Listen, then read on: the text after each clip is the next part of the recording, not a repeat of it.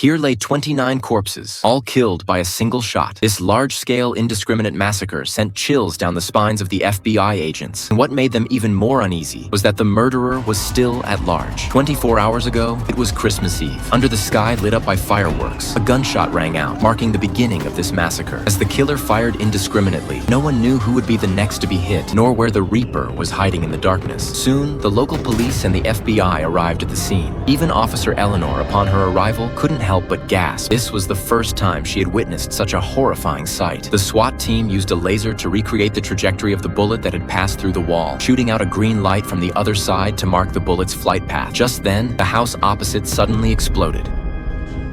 The sudden explosion caught everyone off guard. Clearly, the murderer was highly professional. The apartment building was instantly engulfed in flames, and the residents inside fled in a panic. After Eleanor reached the ground floor, the first thing she did was not to evacuate the crowd, but to ask her colleagues to take out their phones and follow her to capture faces. She knew that if the murderer managed to escape among the crowd, this might be the only chance to see him. After most of the residents had evacuated, the firefighters arrived. Eleanor, without even putting on a breathing mask, followed the team into the 17th floor. The room was completely destroyed.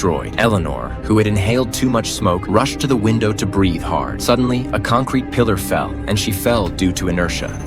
The next second, she woke up in shock. It turned out that the previous incident was just a hallucination caused by oxygen deficiency. Fortunately, there were medical personnel on the scene, and she was fine. At this moment, Detective Lamarck walked into the room. After numerous searches, no useful clues had been found. Not a single fingerprint or strand of hair was discovered. The apartment had been constantly rented out, and the owner himself was rarely in the country. Everyone was still in shock. That explosion had nearly taken their lives. After Eleanor came to her senses, she looked towards the bathroom. Lamarck immediately understood her meaning and ordered his men to take samples. Although the hope was slim, it was the only place in the house that hadn't been blown up.